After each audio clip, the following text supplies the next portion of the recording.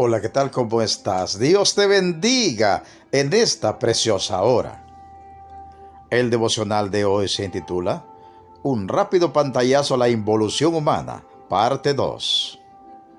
Una aportación de nuestro hermano Marcos Quereques, de Buenos Aires, Argentina, sobre los estudios del profesor Vernon McGee. Y una edición especial para YouTube de nuestro hermano Jorge Mario Vidán.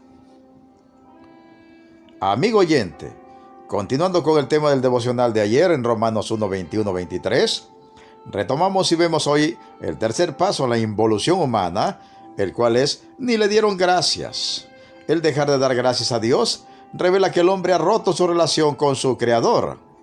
El dar gracias es parte integrante de la vida cristiana. El apóstol Pablo dice en su primera carta a los Tesalonicenses, capítulo 5, versículo 18, Dad gracias en todo, porque esta es la voluntad de Dios para con vosotros en Cristo Jesús. La ingratitud constituye uno de los peores pecados que alguien puede llegar a cometer. Shakespeare dijo, aborrezco más la ingratitud en un hombre que la mentira, la vanidad, la murmuración o la borrachera o cualquier otra mancha de vicio. El Señor Jesús en cierta oportunidad sanó a 10 leprosos, pero solamente uno de ellos volvió para darle las gracias. ¿Es usted una persona agradecida o ingrata para con su Creador? ¿Es parte de aquella mayoría ingrata, como eran los 9 leprosos, o es como esa minoría agradecida, ese uno que volvió a darle las gracias? Ahora el cuarto paso que conduce a la oscuridad lo tenemos aquí en estas palabras, sino que se envanecieron en sus razonamientos. El verbo para se envanecieron se deriva de la misma raíz de la palabra de los judíos para ídolos. Cuando el hombre rehúsa retener a Dios en sus pensamientos, entonces la vanidad llena el vacío. El hombre se envanece en sus imaginaciones y uno de los resultados es la hipótesis de la evolución y otras. Al ser descartado el Dios de la creación, el hombre imagina toda clase de filosofías en cuanto a la creación del mundo. Eso que imagina se convierte luego en su propio ídolo, a quien rinde culto en vez de rendir culto al Creador. ¿A quién rinde culto usted? ¿Es a Dios su Señor y Hacedor? ¿O es a aquello que usted se inventó en su propia imaginación? El quinto paso está en la frase, y su necio, no inteligente corazón, lugar de emoción, juicio y voluntad, fue oscurecido. O sea, recibió tinieblas espirituales. Aquí se trata de la rebelión intelectual contra Dios que continúa aún en el día de hoy. Esto conduce a la inhabilidad para distinguir o discernir entre la verdad y el error. Este es el motivo por el cual muchos de los intelectuales de nuestros días se han entregado completamente a ideologías ateas. Habiendo rechazado la revelación de Dios, aceptan los razonamientos de los hombres. ¿Su razonamiento es un razonamiento ajustado a la verdad que nace de Dios o es un razonamiento basado en las enseñanzas de los hombres? ¿Su mente es un lugar de luz y claridad en cuanto a la verdad o es un lugar de tinieblas? El sexto paso es el siguiente. Profesando ser sabios, lo cual significa una afirmación sin fundamentos, se hicieron necios. Y esta es otra declaración paradójica. La sabiduría jactanciosa de los hombres es locura para con Dios. La filosofía vana, según se afirma, es lo mejor del hombre, pero es locura para Dios. Y como dijo el apóstol Pablo en su primera carta a los Corintios, capítulo 1, versículo 21, puesto que el mundo mediante su sabiduría no reconoce a Dios, a través de las obras que manifiestan su sabiduría, agradó a Dios salvar a los creyentes por la locura de la predicación. ¿Sus afirmaciones tienen fundamento? ¿Son verdadera sabiduría? ¿O sus afirmaciones son afirmaciones sin el más mínimo fundamento y sustento? Y el séptimo y último paso que conduce a la oscuridad lo encontramos aquí en estas palabras del versículo 23. Y cambiaron la gloria del Dios inmortal por imágenes del hombre mortal, de aves, de cuadrúpedos y de reptiles. ¿No ha observado usted que el mundo de los no creyentes ha hecho caricaturas de Dios? Podemos verlo en las imágenes e ídolos de los paganos. Ello fue evidente, por ejemplo, en la ciudad de Éfeso.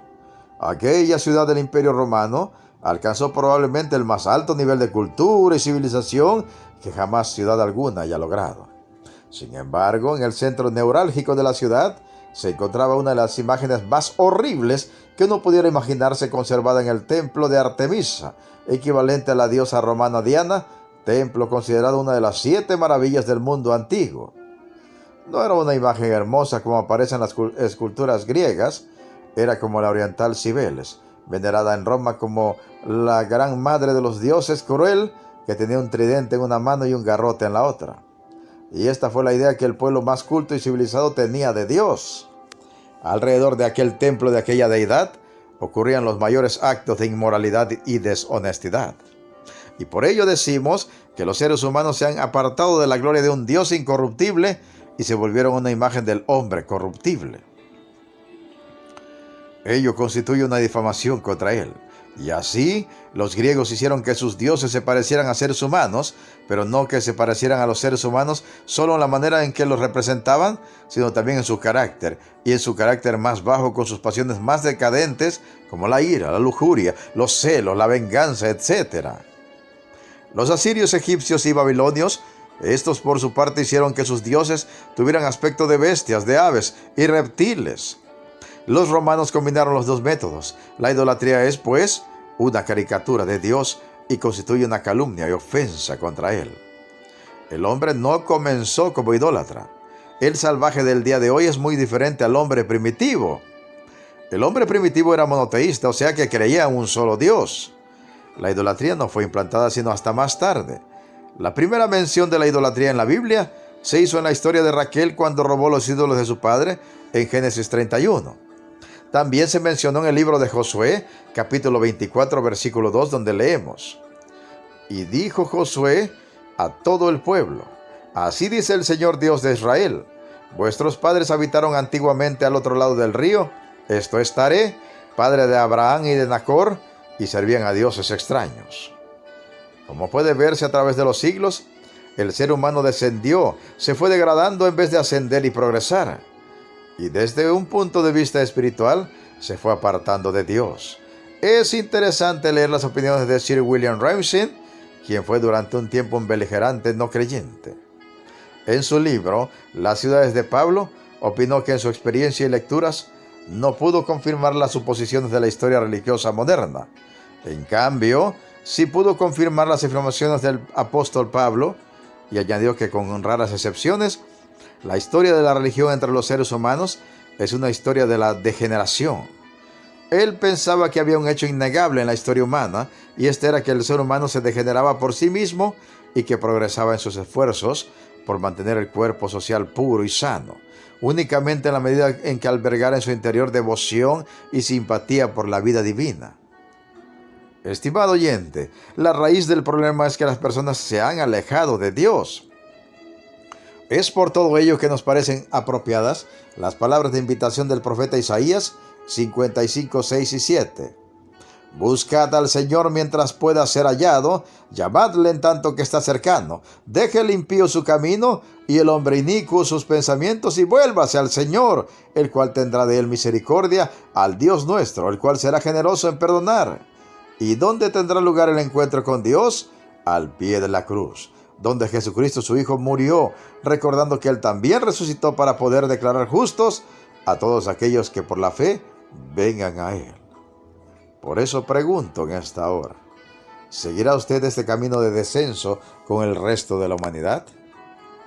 ¿Continuará descendiendo con ellos a todo nivel en lo espiritual, moral y mental? ¿O descenderá al pie de la cruz rindiendo su vida a Cristo como su Señor y Salvador, a fin de que aquel Cristo en quien confiará le elevará del pozo profundo al cual el pecado le llevó para elevarlo hasta los cielos y llevarle junto con él a los cielos? ¿Continuará descendiendo con el resto de los hombres y mujeres impíos o permitirá que Cristo le lleve por medio de la fe a tan alto como junto al Padre Celestial en los cielos? Meditemos y reflexionemos en la preciosa palabra de Dios y pongamos toda nuestra fe y todas nuestras obras en el Señor Jesucristo. Se despide de ustedes un siervo de Cristo y servidor de todos, Pedro Navarro Cartagena, desde los estudios de grabación de la Iglesia Cristiana La Viña de Jesucristo, ubicada en Progreso, Yucatán, México. ¿Y sabes qué? La mejor noticia, Cristo viene pronto. Preparémonos para volver a casa. Amén, amén y amén.